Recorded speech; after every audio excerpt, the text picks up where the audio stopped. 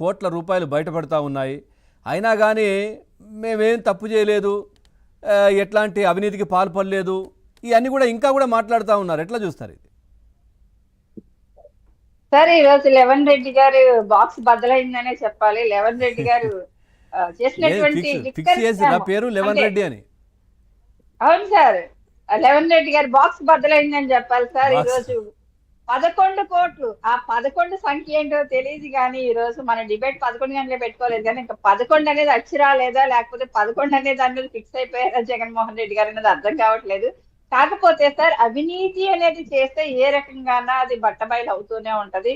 రాజకేశ్వర రెడ్డి దగ్గర నుంచి ఈ రోజు వరకు కూడా అరెస్ట్ అయినటువంటి నిందితుల్ని చూసుకోవచ్చు. అలాగే ఈ విషయంలో అంటే ఆ, ఏ 40 సార్ 40 మెంబర్ గా ఉన్నటువంటి వ్యక్తి ఇచ్చినటువంటి వాన్మూలం ప్రకారం దాడి చేస్తేనే ఈ రోజు 11 ముందు 5 కోట్లు అయినప్పటికీ తర్వాత 11 కోట్ల రూపాయలు బాక్సుల్లో దొరకడం, ఒక స్వీట్ పార్సల్ చేసినట్టుగా, ఓ పికిల్ పార్సల్ చేసినట్టుగా వీళ్ళ డబ్బును పార్సల్ చేసి పంపించేశారు. అంటే ఇంకా సిట్ అధికారులు అనేది దర్యాప్తు ఇంకా ఎంత వేగవంతంగా పూర్తిగా ముందుకెళ్లాల్సిన అవసరం ఉందో అర్థమవుతుంది సార్. అంటే ఈ రోజు ప్రతిదీ మనకి ఇంటికి వచ్చేస్తూ ఉంది, పార్సల్ ద్వారా వచ్చేస్తూ ఉంది, ప్రతిదీ కూడా ఆన్లైన్ ఆర్డర్ పెట్టుకుంటున్నాం. అంటే ఇలా ఆన్లైన్ కూడా యూజ్ చేసుకున్నారు. ఒకవేళ అది కూడా వెలుగులోకి రాబోతుందా అన్న డౌట్ వస్తుంది సార్. అంటే అంత పగడ్బందీగా వీళ్ళు స్కామ్ చేయడంలో చాలా దిట్టలైపోయారండి వైసీపీ వాళ్ళు. అంటే జగన్మోహన్ రెడ్డి గారు గతంలో జైలుకి వెళ్ళడం వేరు, ఇప్పుడు జైలుకి వెళ్ళడం వేరు సార్. ఎప్పుడు కూడా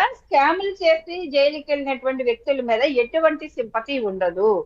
ప్రజల్లో అసలు ఇంత ఈ సంబంధం కూడా సింపతి ఉండదు సార్. ఎందుకంటే ఆల్రెడీ అన్ని కూడా సిట్ అనేది బయట పెట్టి తేటతెల్లం చేసి వీళ్ళందరినీ కూడా ఒక్కొక్కరుగా పంపిస్తుంది. అంటే ప్రజల సొమ్ము తినేసినటువంటి ఏ వ్యక్తిని కూడా ఉపేక్షించేది లేదు. ప్రజల ఆరోగ్యాలతో ఆడుకున్నటువంటి వ్యక్తులకి కఠినమైనటువంటి శిక్షలు అయితే మాత్రం పడబోతున్నాయన్నది సిట్ నిరూపిస్తూ ఉంది సార్. అంటే జగన్మోహన్ రెడ్డి గారు నిన్న వాళ్ళ పిఎస్సీ మీటింగ్ లో కూడా చెప్తూ ఉన్నారు సార్. అది ఆ ఎవరైనా అధికారులు మిమ్మల్ని ఇబ్బంది పెట్టినా, ఏ రకంగా మీ దగ్గర నుంచి ఏమైనా ఇబ్బంది పెట్టినా, మిమ్మల్ని అరెస్టులు చేసినా, మీ మీద కేసులు పెట్టినా సరే కానీ ఒక యాప్ డెవలప్ చేశాము, అది మన డిజిటల్ లైబ్రరీకి డైరెక్ట్ గా వచ్చేస్తుంది. మీ మీద ఏ కేసులు పెట్టినటువంటి వ్యక్తుల్ని కూడా అందులో నమోదు చేయొచ్చు, అధికారుల పేరుని కూడా నమోదు చేయొచ్చు అంట సార్. చేసిన తర్వాత ఆయన సీఎం అయిన తర్వాత అక్కడి నుంచి ఒక బటన్ నొక్కుతాడట బటన్ రెడ్డి గారు.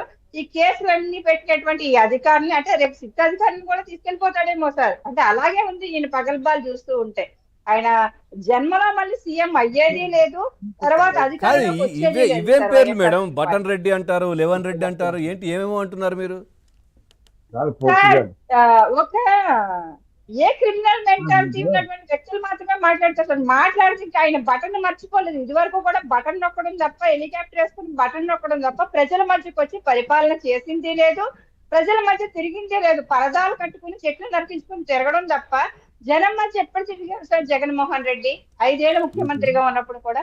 అలాగే ఈ రోజు కూడా డిజిటల్ లైబ్రరీ అని పెడుతున్నట్టే, ఆ డిజిటల్ లైబ్రరీకి కేసు పెడితే కేసు పెట్టి అని అక్కడికి వచ్చేస్తే అక్కడ ఉన్నటువంటి అధికారులను కూడా బెదిరిస్తున్నారు సార్ జగన్మోహన్ రెడ్డి. అంటే చిత్త అధికారులు అంటే భయపడి పారిపోయేటువంటి పరిస్థితి లేదు, కానీ మిగతా వాళ్ళు ఒకవేళ జగన్మోహన్ రెడ్డి అధికారంలోకి వచ్చేస్తే మా పరిస్థితి ఏంటి అన్న టైపు భయపడే విధంగా ఒక క్రిమినల్ మెంటాలిటీ ఉన్నటువంటి వ్యక్తులు మాత్రమే ఇలాంటి మాటలు మాట్లాడతారు సార్. ఎందుకంటే జగన్మోహన్ రెడ్డి గారి వల్ల ఏపీ ప్రజలకు ఏ అవసరం లేదు కాబట్టి ఖచ్చితంగా జగన్మోహన్ రెడ్డి గారిని పంపించారు, ఇంటికి పంపించారు. పంపించిన తర్వాత డిజిటల్ లైబ్రరీలో బటన్ నొక్కుతాడట, బటన్ నొక్కితే ఈ కేసులకు సంబంధించినటువంటి అధికారులందరినీ కూడా తీసుకెళ్లిపోయి వాళ్ళ మీద ఆ రోజు యాక్షన్ తీసుకోవడం జరుగుతుంది అని చెప్తూ ఉన్నారు సార్ జగన్మోహన్ రెడ్డి. అంటే అలా చెప్పడానికి కూడా ఆ యాప్ ఏదో కూడా చెప్తే మేము కూడా డౌన్లోడ్ చేసుకుంటాం సార్. ఎందుకంటే వైసీపీ వాళ్ళు కూడా చాలా మంది ఇబ్బంది పడుతున్నారు, సాధారణ ప్రజలు కూడా.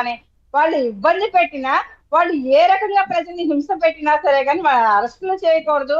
వాళ్ళు ఎన్ని దారుణాలు చేసినా, వాళ్ళ బ్లేడ్ బ్యాచ్లు కానీ, వాళ్ళ గంజాయి బ్యాచ్లు కానీ, వాళ్ళ మద్యం మాఫియా కానీ, వీళ్ళందరూ ఎంత ప్రజల్ని ఇబ్బంది పెట్టినా ఏమీ అనకూడదు. అక్కడ జరిగింది. ఇప్పుడు ఈ 11 సీట్లు ఇచ్చినటువంటి ప్రజలు 11 సీట్లు ఎవరైతే ఇచ్చారో, ఓట్లేసారో వాళ్ళని కూడా మోసం చేసినట్టే కదా. అసెంబ్లీకి రాకుండా, ఎక్కడ మాట్లాడకుండా, వాళ్ళ గురించి ఎక్కడ ప్రస్తావన లేకుండా ఆ నియోజకవర్గాలను వదిలేయడం, అవి కూడా మోసమే కదా. మరి ఆ 11 నియోజకవర్గాలు